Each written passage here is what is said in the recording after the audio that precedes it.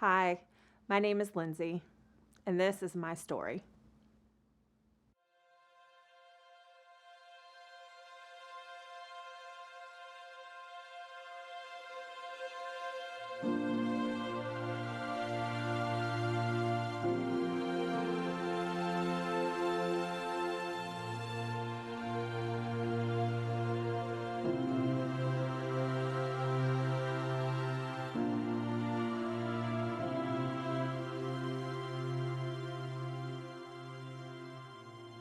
In 2010, I was living in Lynchburg, Virginia with my boyfriend Johnny.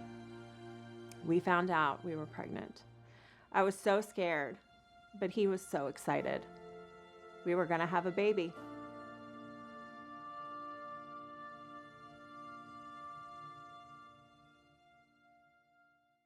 Towards the end of my pregnancy, the doctor told me that I had too much amniotic fluid. He said that this happens sometimes. He said it pretty casually, so we weren't worried. He said we would just watch it. Because of the excess amniotic fluid, Johnny always jokingly said to me throughout my pregnancy, "Whatever you do, don't let your water break in the bed." Well, funny enough, that's exactly what happened. One night we got into bed, and sure enough, I felt that gush. So I jumped up to go to the bathroom, and I remember watching my stomach shrink as the fluid came out and thinking I had never experienced anything like this before. This was it. Time to meet our baby. Shortly after arriving at the hospital, Lillian Nicole Brown was born on June 29th, 2010. No one could ever prepare you for the love you feel in your heart the first time you look at your baby.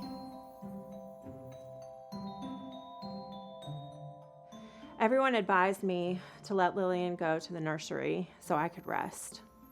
I didn't want to let her go, but I knew I needed the rest, so I did. When I first tried to nurse Lillian, she had trouble latching on. The nurse came in to help me, and she assured me that this happens sometimes. It takes babies a couple days to catch on. So again, we weren't worried. By the third day, it was time to check out of the hospital and go home when the doctor came in to inform us our daughter had never pooped. He said that he would need to do an x-ray of her bowel to find out what was going on. I didn't know at the time what he saw, but it concerned him enough to transport her to Charlottesville, a hospital about an hour away, because our hospital was not equipped to care for her. She went in a medical transport, and Johnny and I followed behind. When we got there, the doctor informed us that Lillian had a condition called ileal atresia. This is a blockage in your small intestine. Because of that, at only 6 days old, they had to do surgery on her to remove it. This caused her to have to wear an ostomy bag. We didn't know how long she would need the bag, and it would depend on her progress. I can recall the nurse demonstrating to Johnny and I how to put on the ostomy bag. They used this long Q-tip to smooth out kind of like a sticker on her skin, and she was moving very slowly and methodically, showing us how to do it properly. And I remember Johnny kind of being impatient and saying, "Give me that thing, let me do it." You know, he wanted to jump right in and learn how to do it, and so he did. And the nurse kind of smiled, and we were both impressed at his willingness to be so involved. Once we were prepared and we knew how to care for her, we came home. And she did really good. Her progress went faster than expected, and they were able to put her back together in only 30 days. At that surgery, I remember the doctor telling me she was going to be fine. His exact words were, "She's going to be the valedictorian of her class."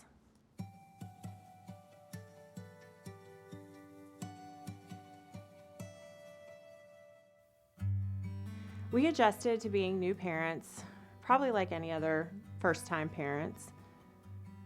Lillian loved bath time. She had these big, beautiful blue eyes, and she loved kicking the bubbles in the tub. I can still smell the lavender baby soap that we used for her. She had ladybugs in her nursery. She had a ladybug pillow. I even got her ears pierced with little pink diamonds. I remember on Halloween, Johnny took her to the pumpkin patch and said, "We're going to have a daddy-daughter day, and I'm going to let her pick out her own pumpkin." So he took her, and when they got back, she was wearing the most adorable little bunny costume with a carrot and all. She used to belly laugh whenever he would rub her hands on his hair. It was the most adorable thing. We loved that baby. We started going to church more regularly. In fact, that December, she made her acting debut as Baby Jesus in the Christmas play. It was so, so adorable. Then came New Year's Eve. She was wearing her pretty pink dress and her patent leather shoes. That was the last time I ever took a picture of her alive. After that, everything changed. It was about the second week in January. I had laid Lillian down for a nap, and suddenly I heard a blood-curdling, piercing scream, a cry that I'd never heard before. It was the sound of pain, and I ran to her to see what was wrong, and I picked her up, and I held her, and I rocked her, and I sang to her. I did everything I could to try and calm her, but nothing was working. I was there by myself because Johnny was at work, so finally when he got home, I was able to make her a bottle. I thought maybe she was hungry, even though she had already eaten. But to my surprise, she sucked the bottle down quickly, so I thought, okay, well maybe she was just starving. But right after that, she threw it up, like projectile vomited all over Johnny's shirt. We both looked at each other and we said, this isn't right. She's got to go to the ER. So we took her. I sat in the back seat of his car with Lillian and held her as we drove to the emergency room. Once we got there, they took her straight back. She was obviously sick. Her cries had gotten weaker and weaker. She was losing life. I recall just watching the life slipping away from her and feeling so helpless. There was nothing we could do. And I distinctly remember the feeling that the doctors were not helping us. They weren't listening to us. They weren't doing anything. We told them that Lillian had a doctor in Charlottesville and about her prior surgery, but they didn't take us seriously. I even remember one doctor coming up to me and putting her hand on my leg and saying, "Let me do my job." And that infuriated me because she wasn't doing anything. Finally, after 6 or 7 hours, they realized how serious it was and put her on a chopper to UVA in Charlottesville. It was about a 17-minute chopper ride, about an hour drive. Johnny and I drove to Charlottesville that night in the dark. It was the longest hour of my life. We were both quiet. We couldn't speak. We were numb. We were in shock. And I was in the dark about what was happening to my baby. When we arrived at the hospital, we found out that Lillian had coded in the chopper. The doctors were doing CPR on her for 35 minutes before they got her heart to beat again. I don't know who decides to do CPR for 35 minutes on a dead person. That seems like a very long time, but they did, and they got that heart beating again. Because there was no oxygen to her brain for so long, one of Lillian's pupils had dilated. This was a sign of brain damage. The doctors told me babies are resilient. Sometimes they heal from these things. They were giving me a little bit of hope, but I could tell they were worried. At this point, they admitted her into the ICU. She was in a coma. She had gone into cardiac arrest because of a blockage in her bowel that wasn't assessed properly.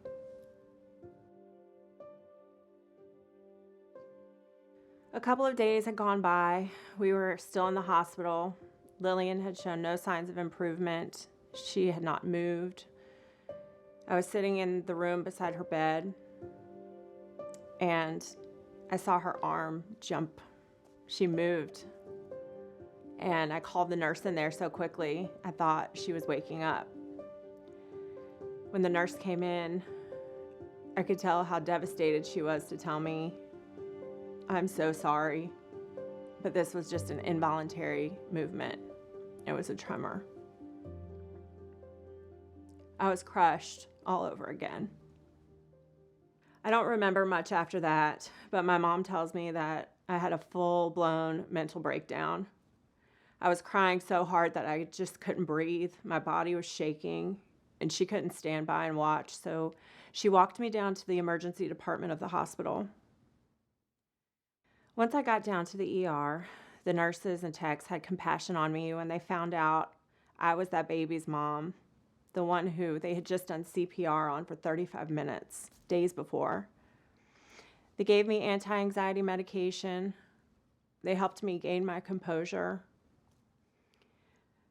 I just couldn't seem to process what was happening. It was just unbearable.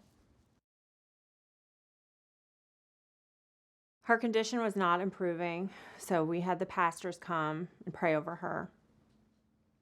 I remember feeling a glimmer of hope again when they laid hands on her and they said, "We claim healing in Jesus' name, and we thank you in advance for what you're going to do."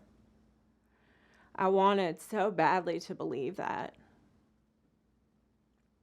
but I could look at her and tell she wasn't there. My baby was not alive, and she was not going to live. Shortly after that, the doctors came in again to tell me that her other pupil had blown. This meant she was officially brain dead. My baby was dead.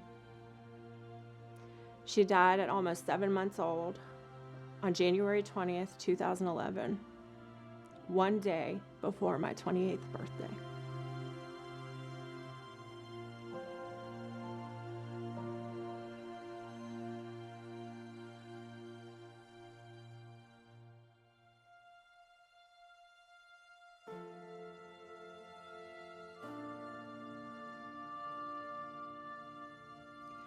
Right after the doctors left, another group of people walked in. They had the words LifeNet on their shirts. They said, "Have you ever considered donating Lillian's organs?" I was shocked. It's still in disbelief. I have not been able to process the fact that they just told me my baby was dead. And here comes these people like vultures. Can we have your baby's organs? I did not answer them. I remember just being speechless. But Johnny did. He said no. He said, "You are not hacking into my baby. She's been through enough." One of the women turned and looked at me, and she said, "I'll give you two some time to talk it over, and we'll come back." We didn't come up with an answer as quickly as they wanted, so they came back. And at this point, she looked at me and said, "There's a baby who's a match for Lillian's heart right now. We need an answer." At that point, I just knew we had to do it. There was no doubt in my mind we had to do it. Johnny still wasn't sure, though. So my mom came in to talk to him, and when she left, his dad came in. And Johnny said to his dad, "Dad, they want me to donate her organs. What should I do?" And his dad said, "Yes, son, I think you should do it." So Johnny, in this high-pitched, just pain-ridden voice, said, "Okay." And he agreed.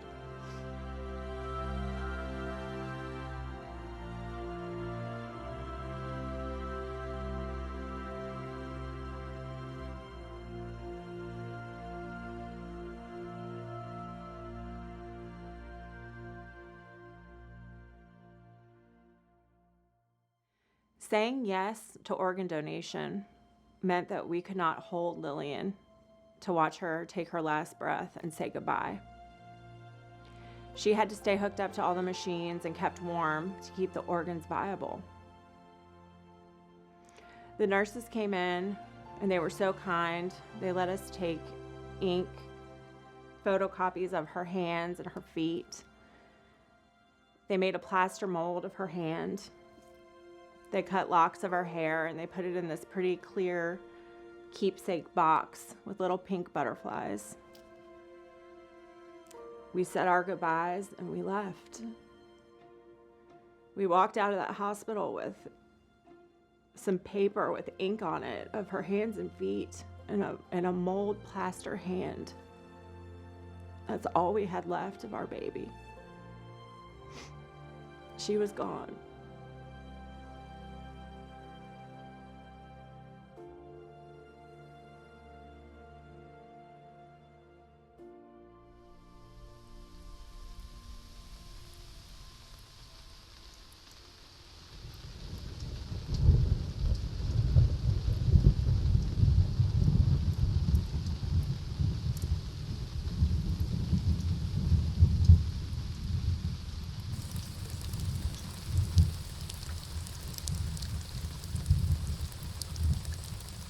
As time went on, I got sadder and sadder.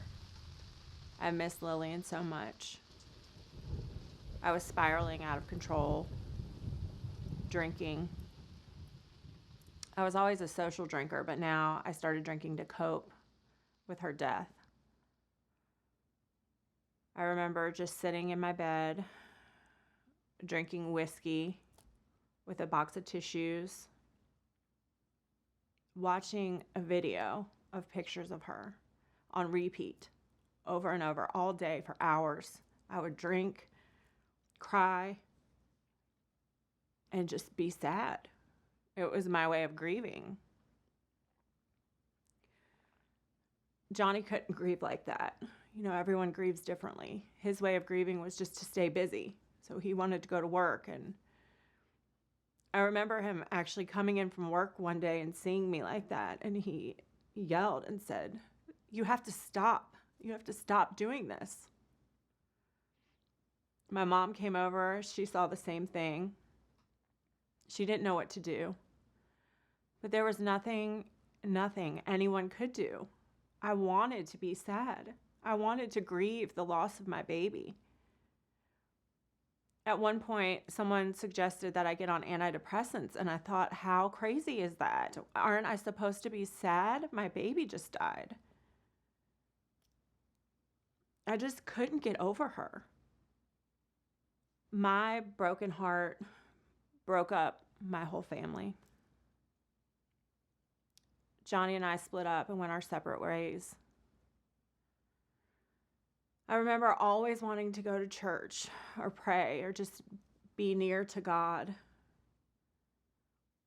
I remember going to Lillian's grave all by myself, and I would sit out there for hours, crying, drinking, and praying, wondering what happened to her heart. Was it still beating somewhere? I had so many questions and thoughts and no answers.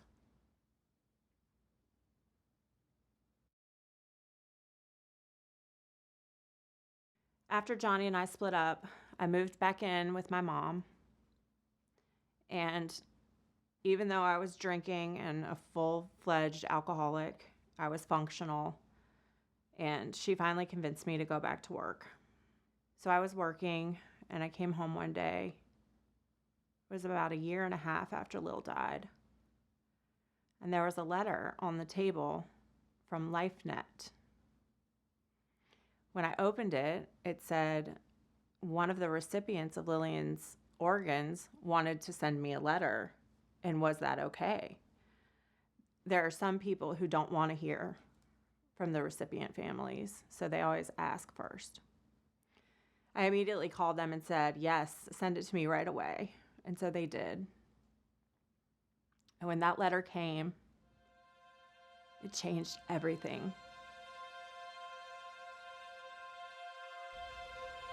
Dear donor family, I've written this letter, it seems like 1,000 times, but never sent it.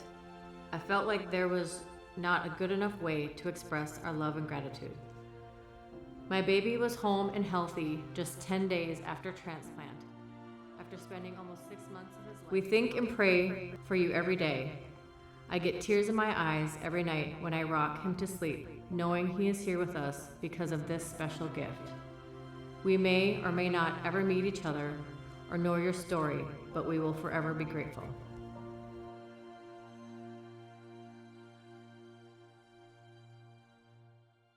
In the years following Lillian's death, I struggled with addiction, with alcohol and drugs. I went back and forth from being an addict to being sober, then relapsing again, then going on another bender, then getting sober again, going in and out of rehab.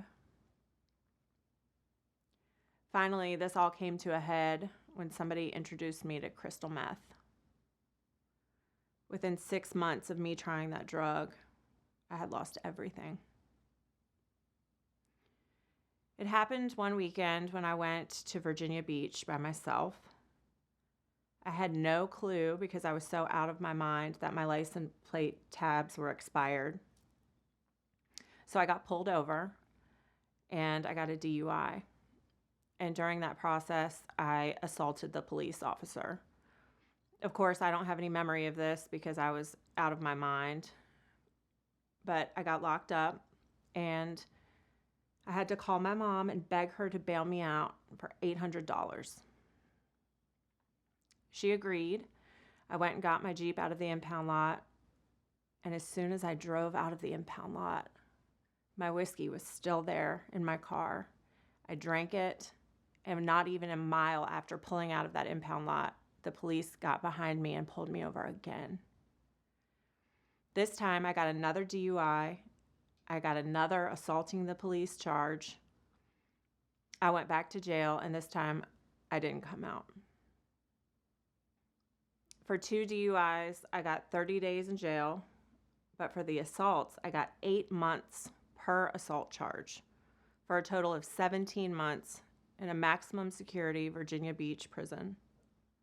It's interesting because had this happened in Lynchburg where I lived, I don't think I would have had the same outcome. This is another reason why I know that the Lord was putting me in the right place at the right time. You see, at Virginia Beach, they had a medical facility just for addicts. They were able to put me in a special part of the jail where they could medicate me and give me therapy and safely take me off of substances, which was really necessary. You can actually die from alcohol withdrawal, and I'm pretty sure I was at that point. That's how bad it was. So I spent the first 6 months waiting to get out so I could drink again. It wasn't until almost a year in that I felt the fog lift. My brain was healing. And suddenly, I remember looking around and thinking, where am I? Who are these people? How did I get here? And just really realizing how bad it was. At this point, I went in my jail cell and I got on my knees and I cried out to Jesus. I cried out to him for the first time, not for comfort or healing, but for him to save me. I had my hands in the air and I was on my knees crying so hard I couldn't breathe again, begging him, Jesus, take this addiction away, save me. I don't want this, I want you.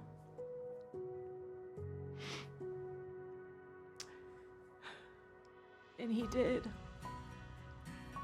I knew he was in my jail cell with me that day. I knew he heard me. And when I picked up my Bible and I started reading the book of Isaiah, For the first time, I understood what I was reading, and I knew I was different. I had about 5 months left of time to do, so during this time, I really submerged myself in the Word of God. I began to read the Bible for hours at a time. I could feel Jesus changing me. The sanctification process had begun. I remember calling my mom, being so excited to tell her, I finally got saved. I'm born again, Mom. Jesus changed me. And she said, yeah, right. Everyone finds Jesus in jail. And I was crushed because she didn't believe me, but I don't blame her. I mean, she's right. I broke that woman's heart my whole life. She had no reason to believe anything I said. But when I finally got released on July 1st in 2019, she picked me up. She told me sternly, you have 6 months to live with me. By then, you got to get out. Well, 6 months came, and I'll never forget when she came into my room, and she put her hand on my leg, and she looked me right in my eye, and she said, Lindsay, I don't want you to leave. You can stay. In fact, I'm enjoying you being here. I couldn't believe it. For the first time, my mom was proud of me. She actually wanted me to be around. She told me that she knew I was different. She knew it wasn't a show. God had given me a miracle. The miracle of salvation and the miracle of sobriety. I tried for years on my own to get sober. I went to rehabs. I did counseling. I did things all in my own strength or in the strength of other people.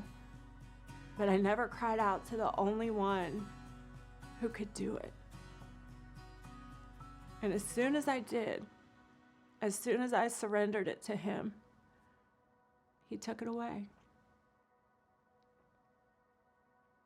One of the biggest turning points in my sanctification process was one day when I was watching the show Breaking Bad.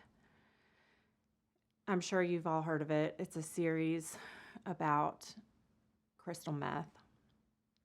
My mom walked in, and she saw me watching it, and with tears in her eyes, she said to me, Lindsay, are you sure you should be watching this?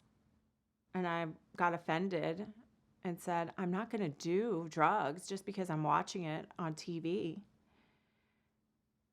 And she looked through me and she said something I'll never forget. She said, you either feed your flesh or your spirit. Whichever one you feed is what's going to grow. She walked away. At first, I was mad, but the Holy Spirit quickly convicted me, and I knew she was right. And at that point, I started being much more intentional about being careful of the things I saw and the things I heard. Earlier, I mentioned about the pastors coming to pray for Lillian while she was in the hospital and how they laid hands on her and they claimed healing in Jesus' name. The reason I mention this is because I know people who have left the faith because they didn't receive their idea of healing or because their loved one didn't receive their idea of healing. I think it's important to say that Lillian wasn't healed because I didn't have enough faith or because the pastors didn't have enough faith. It was not God's will for Lillian to live. If it were, she would be alive. God was working. He was doing things that I couldn't see or understand. But the bottom line is, I will see my daughter again. In the Bible, it says that you will find me when you seek me with your whole heart. For so many years, I flattered Jesus with my lips, but my heart was far from him. It wasn't until I really cried out and searched for him with my whole heart that he answered me. I found Jesus. It's true. It's true what he says. You know, I've come to realize that I don't know what's best for me. None of us do, really. If you haven't surrendered your life to Jesus, I implore you to do it today. It's the best decision you will ever make. I can't name one thing in my life that has gotten worse since I gave my life to Jesus. There is no drug or no drink that even comes close to comparing to the high you get from being in a real relationship with the creator of the universe. You might be thinking to yourself, does he really care about me that much? Well, the answer is yes. Yes, he does.